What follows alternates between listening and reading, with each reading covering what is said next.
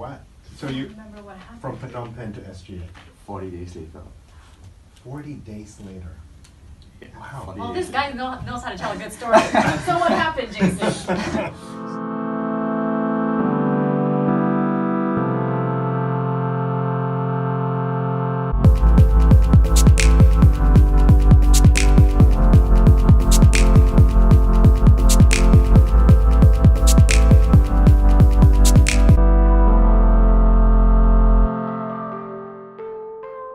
Of course, if you are an avid follower of the show airs on Friday nights, except tonight, but it's Friday nights at 9:30 p.m. on Channel 5, and Sunday at 9:30 p.m. on Channel News Asia, and it's Trouble Abroad is this new series, and it chronicles the life of four Singaporeans who recount true stories of what happened to them during their adventure or a week in paradise that turned into a nightmare.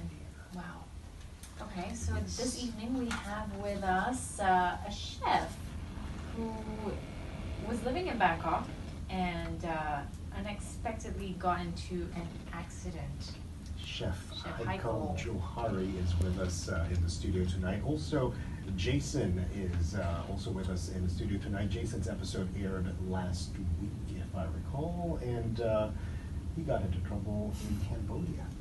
Interesting story. Welcome, to guys. the show. Hello. Hello. All right, who wants to go first? Let us know what happened. How about you, Chef Heiko, since your show is coming up next week?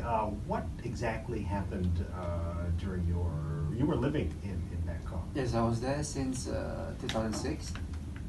I was there since 2006, and on 2015 October, I had an accident on my bike.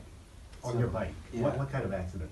It's I was going somewhere, and then I just could not remember. Then someone told me that in the hospital that I was already in the hospital, had motorbike accident. Yeah. So you were unconscious, and when you woke up, you were already in hospital, Right. and you had no idea what happened prior to that. It's till after 2.5 years, Wow. I still cannot remember. Yeah. Wow. Yeah. Okay, and then Was the weather bad? Was it raining? Was it? No, as far as I can remember, it wasn't raining. But I can remember like few minutes before, but after that until now I could not remember. Yeah. Wow. And so you were in Thailand working as a chef in a restaurant. Yes. And what happened after the accident? I came back to Singapore. I was flown back to Singapore, and then I did my recovery here back in Singapore. And now I'm running a restaurant called Alma, which is the one Michelin star in Gold Yeah, Park Hotel. congratulations. Congratulations. Thank That- you. What was going through your mind right after the accident? You were probably confused. You didn't know what happened, as you mentioned. You were alone. Yes. I mean, that must feel really terrible. At that time, I didn't know that I was actually paralyzed from the neck down, Mm. and it really, I mean, I was in a really deep shock. Very shocked that I still could not, until to this day, I still feel that it's just a bad dream. Wow. That when I wake up from my sleep, it's all gonna be fine. Yeah, but yeah, it's really frightening actually. Wow. Well, Chef, you recovered beautifully, and I also read that right after the accident you paralyzed, neck down, but you recovered quite quickly, and you even started planning the menu for the restaurant Alma. Right. So yeah. So it was a good omen actually. Me being in that bay, and at the same time, I mean, I love walking.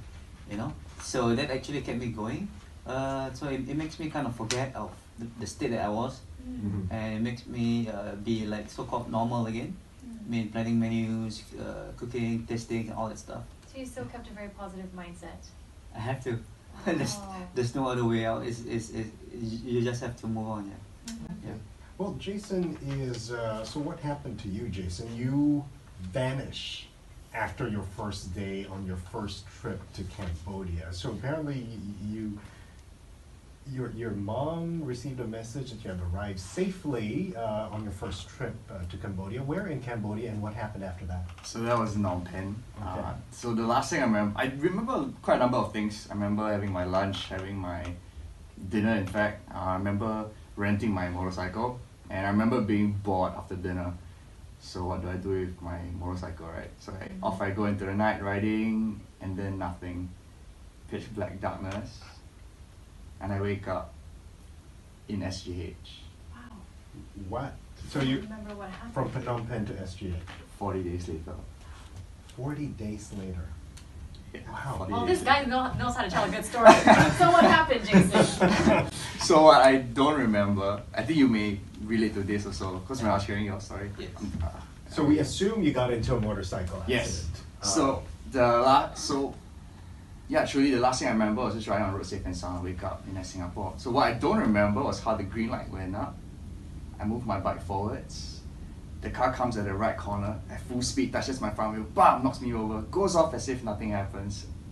I pick up my bike and I chased him. You, He brakes and boom. My bike smashed into his back. I flew head first, I smashed the back window. I rolled on the floor unconscious. I dislocated my knees.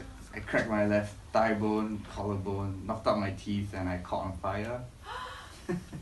Jason. So, yeah, sorry, I think mom. this series should be entitled "Lucky to Be Alive." Yeah. Wow. Okay, so 40 days later, you woke up at SGH. I did, yeah. Did anyone tell you the story of how you were rescued and you were managed to get into the hospital? I assume in Cambodia first before being flown back here to Singapore.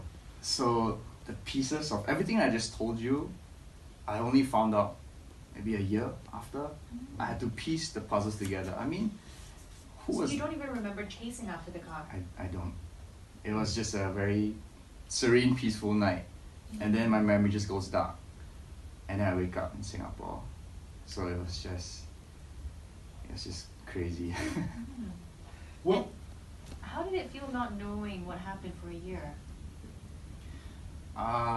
So I had skipped 40 days of what must have been hell. Yeah. I mean, I guess in a way it's good that you didn't know what happened within the 40 days, so Yeah. when you were being healed back Yeah. in the hospital. I mean, the accident itself, I can't imagine. I don't want to think about how painful it would have. It was, right? And I spent 10 days in Cambodian hospital. I came back and SGH. I spent 14 days in the A&E, I believe, and then the high dependency unit. And then when I finally stabilized, 44 days later, I was discharged in the burns ward, after the burns ward as well. So it's a I long guess the most time. important thing is both of you managed to survive to tell this story. Yeah. And very important for our listeners is what they should be aware of when things happen, unexpected things happen when they're abroad. How they can avoid. I mean, you've learned your lesson, I guess, Jason, especially for you. Don't chase after. Yeah, don't chase after. Yeah, and bring your IC along, bring your ID wherever you go. Right. Because I wasn't identified at all. I lost my IC a few times, so Wow. IC expensive, right? So should keep at home, right? Well, my mistake. So when I was found, like nobody could identify me, and that's why it took so long to find me eventually. And the burns you suffered were on your body, so Yeah. okay, wow. How about for you, Chef Aiko? Is there anything you think you could have done differently if you think back to the moments before you forgot what happened after? Well, actually, before going on that trip, right, the day before, I had a few close encounters with accident on the normal road, right? So that actually didn't stop me from going on the trip, right? So I guess young guys, stay away from high speed, because it's very hard to convince young people to stay away from high speeds. Because I was really speeding, speeding on a superbike, right? So you have to make full use of the power that you have, and then so you don't know maybe the condition of the road well, and all that stuff. So you actually stay away from dangerous stuff. Do you believe that I've always had this thing with people riding on motorbikes, trying to convince them that as a car driver, or even if as a car passenger, you can't see motorbike riders all the time. There are blind spots in the car, but they don't seem to know that Right. when they're on the road. They zip in and out Yes, thinking yes, yeah, that yeah. they're superheroes. I was not. So, like I said, you know, when you are riding at that speed, you know that all the cars you can avoid and you can like just zip in and through, you know. But the accident just happened, and then it's pretty crazy. Yeah. And on the roads, a split second means a lot. A lot, yeah. You learn your lessons the hard way. Very hard. But the good thing is you survive and you learn you live to tell this and to warn other people as well. Yeah. Especially if you're overseas. Don't get into reckless behavior, right? Yes. Better safe than sorry. Very safe and sorry. Yeah.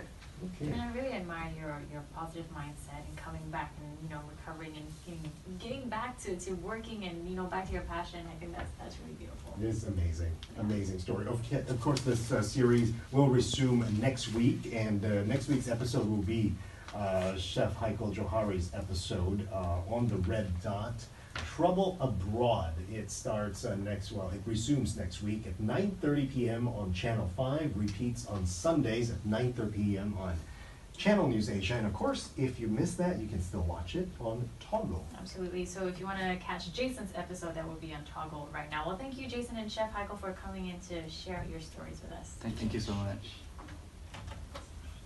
Thank you. LTA